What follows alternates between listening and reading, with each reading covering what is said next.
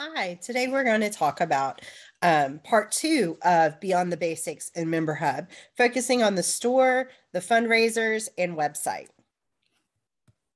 Today's agenda, I'm going to show you how to set up your MemberHub store. That's going to include setting up your Stripe account, adjusting your processing fees. I'm also going to show you how to create custom receipts, adjust your order notification settings, contacting store administrators, and then I'm going to show you how to sell spiritware and other products in your MemberHub store, how to reconcile your payouts from Stripe, how to set up your MemberHub website.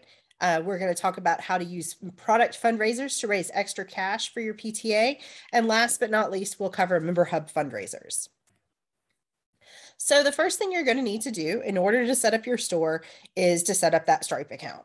Stripe is the online payment processor that is used for all payment processing through MemberHub, whether it be through your store or through your fundraiser. It is all done through Stripe. So the first thing you need to do is go under Online Store Module to Store Settings. You'll then click the link to set up your Stripe account now. When you click the button to set up your Stripe account now, if you notice, it takes you straight into the Stripe website. Connect.stripe.com is the website that it takes you to, and you're prompted to put in your mobile number and your email. Make sure you put your cell phone number that you will receive a text message from, because in the next screen, you're going to have to put in a verification code that is sent to your phone. Once you do that, then it's going to ask about your business. So you're going to select nonprofit organization because you're setting this up for your PTA, which is a nonprofit organization. And then it's going to ask some details about your nonprofit organization, about your business. A lot of PTAs will put their local PTA name as the legal business name. And that may not necessarily be correct. You need to make sure that whatever the IRS has for your EIN is what you put for your legal business name. A lot of PTAs, not all, but most PTAs will have their state PTA as the legal business name. Like I said, you can check this on the IRS website by doing an EIN search, and it'll show the legal business name for your EIN. If you do have a state PTA name as your legal business name, you'll want to put your local PTA name as doing business as. Then it's going to ask information about you as a business representative. It's going to ask for your full legal name, your email address, what title you have, also your date of birth, mailing address, phone number, and your social security number. Make sure you put your social security number. I have heard of people putting a random number in here for social security number and it going through, but then later the account becomes pending and the funds get put on hold because that social security number cannot be verified to verify an identity. Maybe the social didn't match the legal name, or even it didn't exist at all. So very important that you do this because it is for verifying your identity. MemberHub does not have access to this. This is all directly between you and Stripe, not MemberHub. Once you put in your personal information, the next step is to set up your bank account. For all of your money that you sell in that store or fundraiser, it needs to go into an account outside of your Stripe account. So you need to have an end spot. Of course, you want your PTA checking account to be that end spot. I do not recommend doing it under a debit card. There are limits for the amount of money that can be transferred to a debit card. So if you have a big fundraiser or a big sell in your store during your membership drive, it's going to hold those funds until you put your bank account information in because it exceeds the limits to go into the debit card. So just to avoid that entirely, set it up with your bank account first. You do have an option to set up. You can manually type in your bank information. Or if you have online banking, select your bank here. If you don't see it immediately listed, you can search for it and click on your bank and you'll be prompted to put in your online banking information to log into your bank. And if you do that, you'll be prompted to log into your bank and then you'll go into your bank and you have to approve integrating Stripe with your bank account. And once you do that and you agree, then it'll automatically connect it. Now, if you don't necessarily use online banking, the other option is to click the link to enter bank details manually instead. And when you do that, you're going to be prompted to put in your routing number with your account number and even confirm the account number. And once you do that and it verifies that your account information matches, it'll retrieve your accounts and you'll get this message: success, your account was successfully linked to Stripe. Now, then you're going to be prompted to review your details. Make sure you do not have anything red. If you do, click edit and update it. That means that something is flagged. It's not showing up correctly. For this particular example, it's my legal business name because this wasn't even a real PTA. So of course it's like, whoa, hold up. That doesn't match. You know, there's some issues there. So I need to update my information. Once you confirm your details are correct, then you'll be taken back to MemberHub to see that your Stripe account is connected. And you can even click this link to view Express dashboard to go back to Stripe Express. You can go in there to verify your bank information, to update your bank information if you change banks or anything. If you need to add other users onto the account, or even transfer your Stripe account later on once you have passed on your president or treasurer role to the new officer, you'll want to go in there to remove yourself and add them.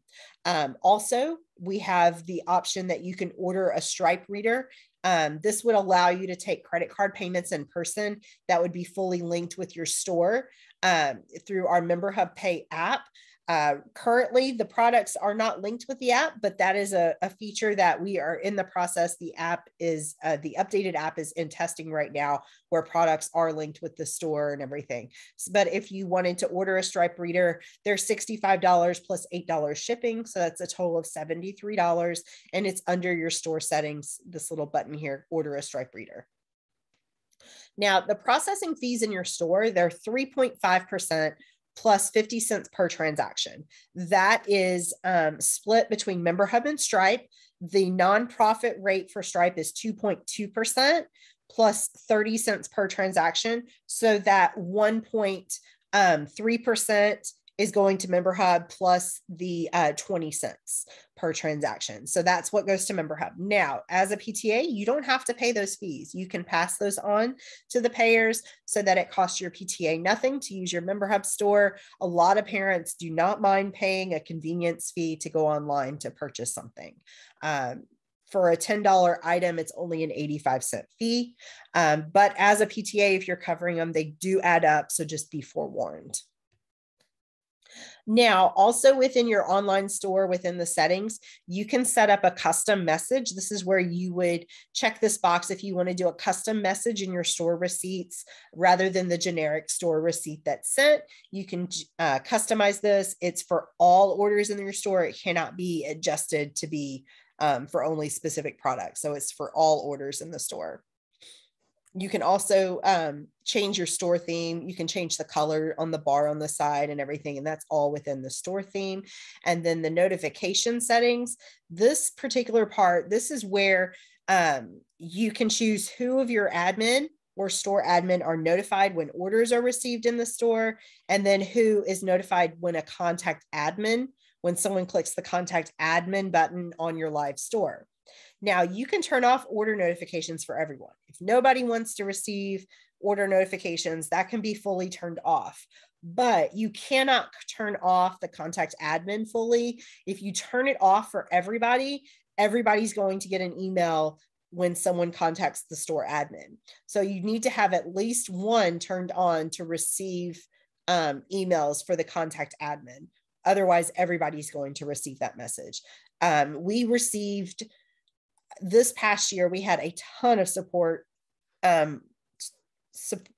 tickets, and a good chunk of those were parents contacting MemberHub about their order that they purchased from their local PTA. So we were having to redirect them to their store admin, their PTA admin, and so forth. So this alleviates that. That is why you have to have at least one person in your site receiving those notifications for the contact admin. Now, the next step, so you've got your Stripe account set up, you got your store settings set up. The next thing is to add those products to your store. So under online store products, this is where you're going to see any products that you've already created, and you can click new product to create new ones. Within the new product, we're going to do a spirit shirt. So I just put in name, spirit shirt, put in a description. You could even do a long description and even format the text and add a link and everything if you wish.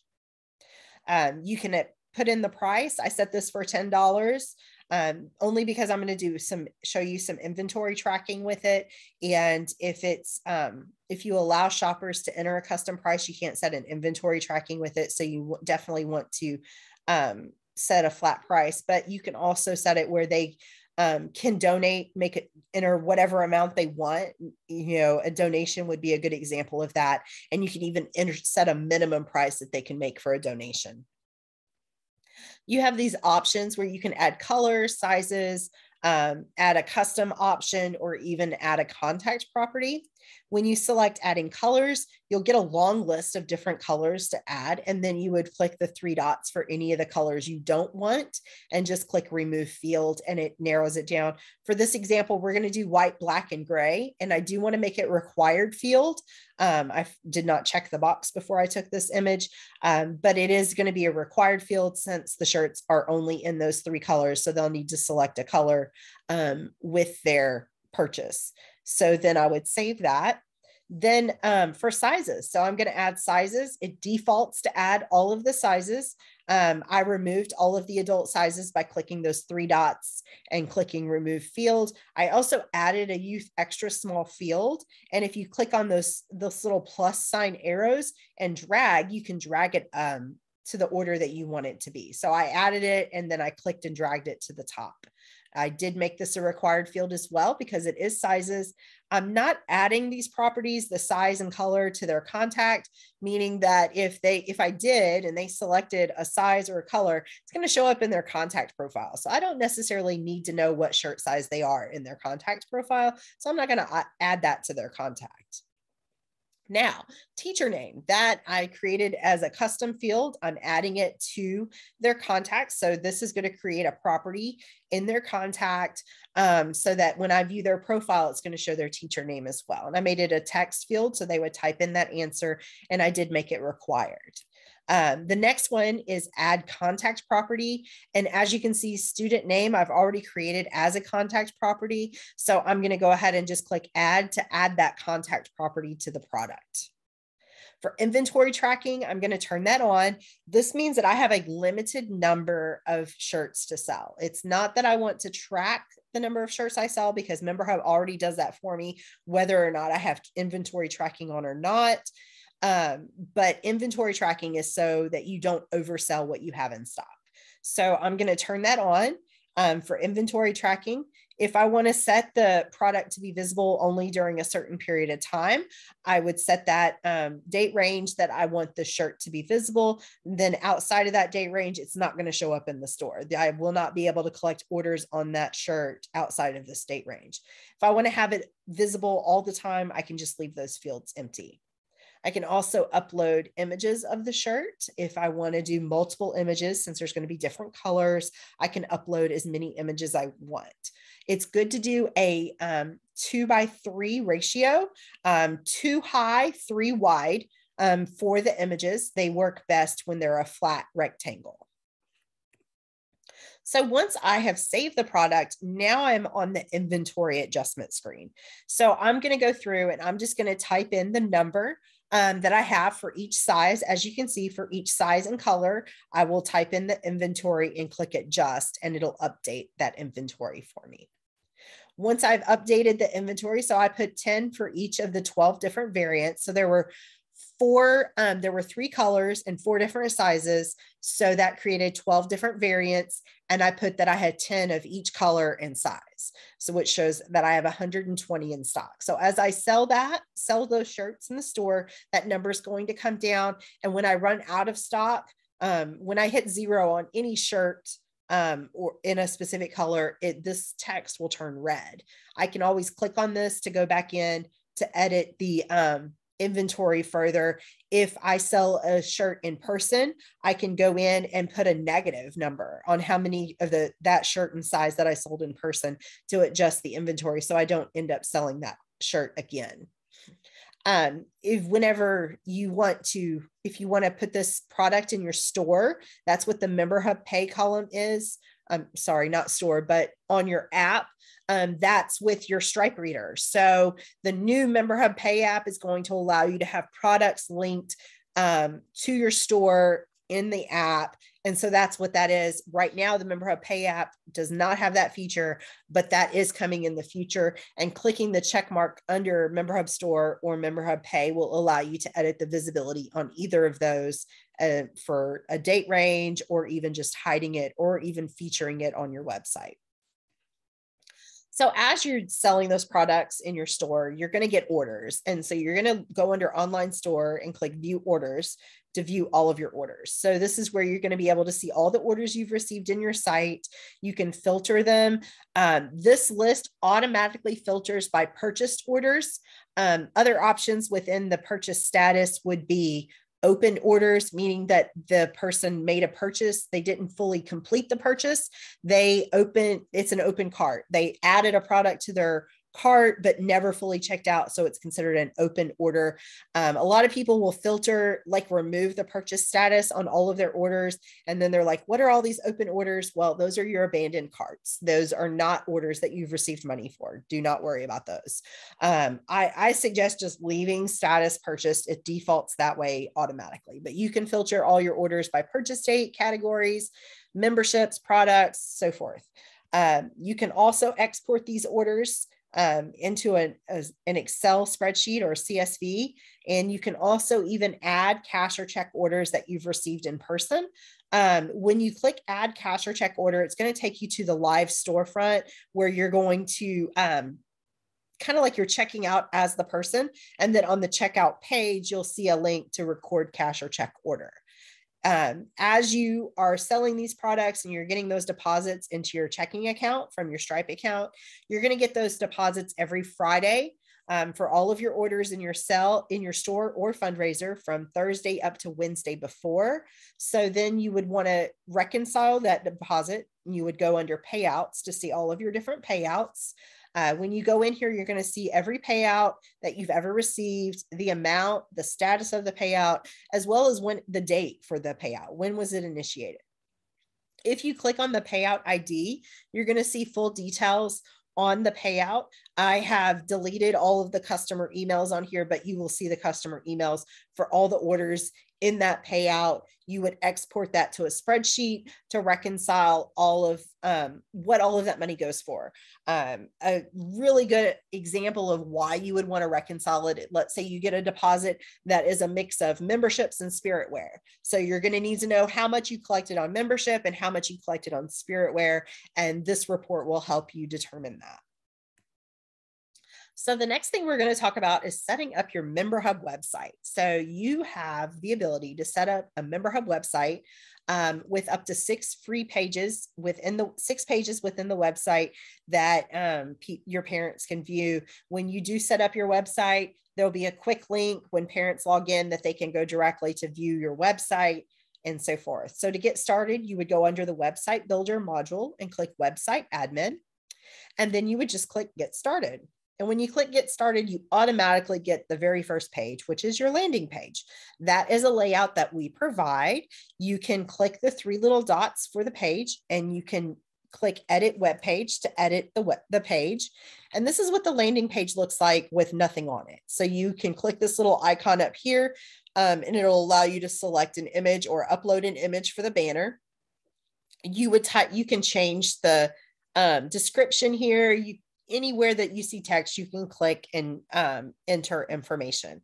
This link right here, View Store, is the link. As you get all 6 of your web pages live, they're going to show up here on this menu. This is actually a menu bar where they can quick link to view your store. If you add an officer's page, they'll have a link to view that, and so forth. So speaking of the different layouts, so let's say that you want more than just that one landing page. So you can click add page to add more pages. You can name it however you want. Your path is always going to start with a slash. Your home page, the page that you want users to land on when they get to your website, needs to be only a slash. If you don't want your landing page to be your home page, you can edit the path for that first page you got and change it to be something else. Just don't make it live and they won't even see it. The different layouts that we have. So we have a content page for a layout, and that's just a block content where you would just type in whatever you want, for however you want it in one block. The events page is going to pull all the events from your MemberHub calendar and put them on your events page. Your landing page is what we just showed. Your officers page is going to show all of your officers that have been listed in your site under compliance officers, and it's going to show your current year officers there. Now, the custom page editor is where you can create your own custom web page and design it however you want. So this is what the custom page editor looks like. When you select custom page editor layout and you go in to edit it, this is what you're going to see. It's very similar to our newsletters. If you're familiar with that, you would just click and drag whatever content over here that you want to use, and then you would click on the content to edit. You can click this little eye icon over here to preview what the website would look like. You are not able to edit up here where you have your links to your other pages at all. They are all going to show up here with the link to your store as well. Now, once you have your pages all set up and you're ready to go live, it's a two-step process. The first one is to make each web page live. So to make each web page live, you would click on the three little dots for that page and click Edit Visibility. And that's where you would check this box is live for that page. So that's going to make that one page live. But you're not done yet, because then you need to once you make your pages live, then you need to make the website live. And that would be clicking this little button here that says Make Live. And once you do that, your website is live and visible by everybody. It's a fully public website. So the next thing we're going to talk about is product fundraisers. Product fundraisers are basically, it's a product fundraiser.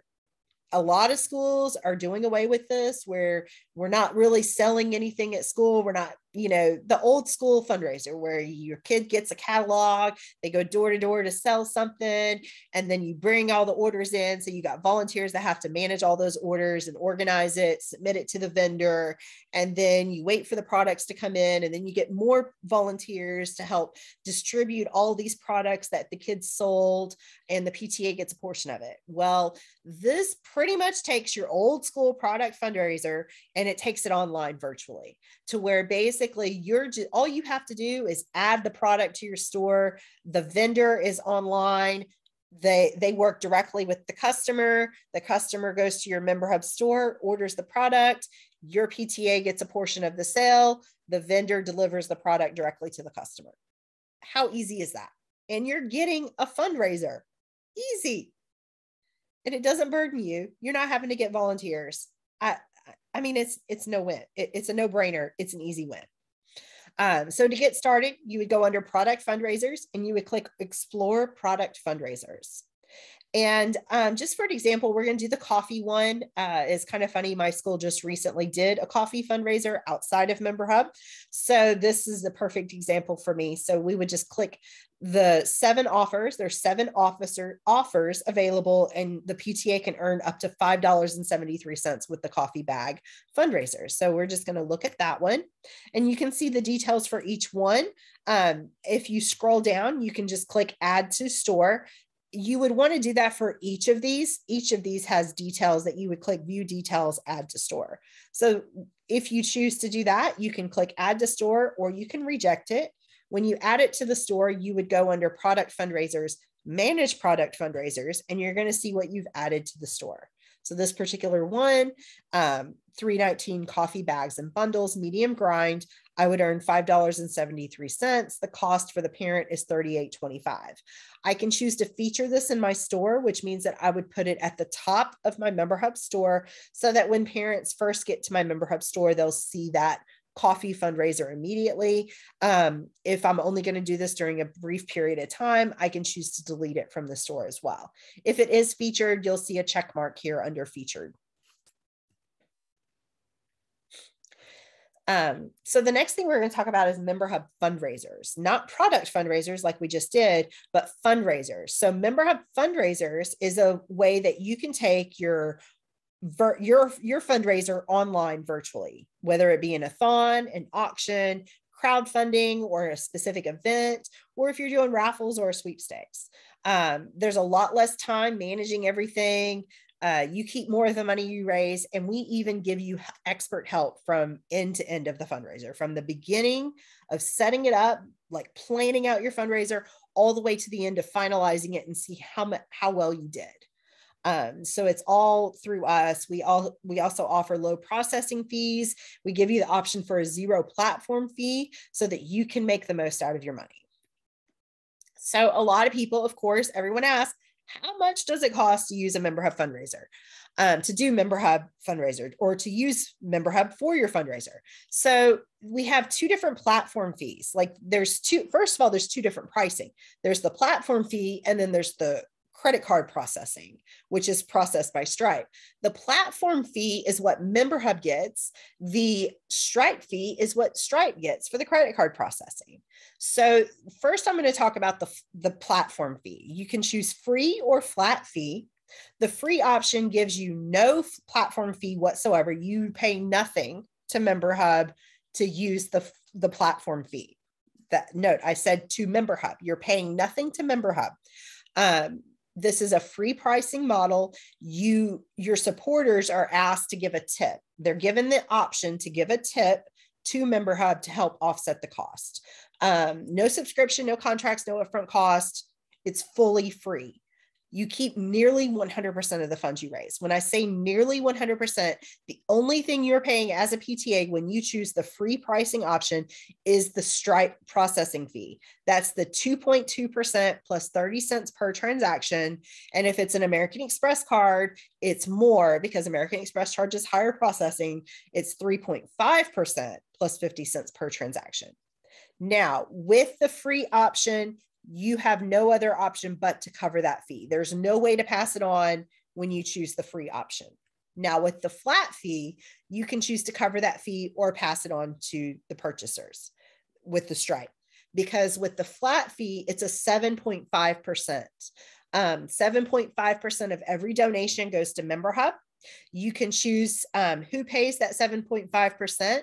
You can choose to split it between your donors and your PTA. You can choose to even sometimes PTAs will get a sponsor that will pay that whole 7.5%. It's entirely up to you how you do the 7.5% with the Stripe processing fees. I don't recommend having one person pay the Stripe and the flat fee together. I don't recommend putting all of that on your donors because that's almost 10%. So I do recommend trying to split that if possible, if you do choose the flat fee. Personally, I think the free option is the best option, but it's whatever works for your PTA. But it also has been proven to be much more cost effective than other competitors. So within fundraising, to get started, all you simply do is go into the fundraising module on the left-hand side, and you would just simply click which fundraiser you want to get started on. And when you click on it, you're going to be taken into memberhub.gives. If you are linked with your organization, you should see it right here, the name. I am in a Zebra State PTA. So that's the name of my organization that you're seeing here. And I can click the little menu icon here to see all of my different options. I can adjust my profile. I can add users to my fundraiser account. I definitely recommend going in here and adding all of your board members to your fundraiser account under users because a lot of people don't realize that and they end up setting it up and they're the only one who has access. So it's always good to share access with your other board members. To create a new campaign, you would just click new campaign. And for this particular example, a-thons are really popular. So I'm just going to walk you guys through an a-thon. So we're going to select an a-thon. You can select as many different options as you want for a fundraiser. It doesn't have to be just one. You can do an a-thon with a special raffle with it if you wanted. It's entirely up to you. Now, I do need to note, not all states can do raffles. It is considered illegal in some states. So before attempting or planning to do a raffle, make sure you check with your state. So with the a-thon, I'm just going to call it a reading-a-thon. I can set the time zone, whatever time zone I want. If I want a goal, I can add a goal in here for this fundraiser. Of course, most PTAs do want goals with their fundraisers because it kind of helps with your budget and planning. You can add some live streaming to the experience.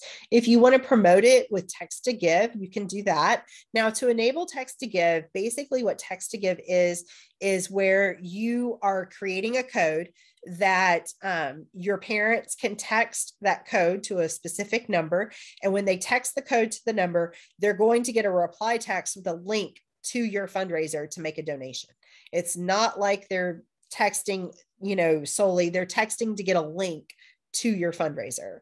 How soon do you want the fundraiser to start? Do you want it to start when you click publish, or do you want it to start it on a specific day and time after you click publish? If there's going to be items delivered from the fundraiser, you can choose how they're being delivered, whether it's externally or if you're mailing them. And then if you're mailing them, you might want to collect a mailing address or a phone number from each donor.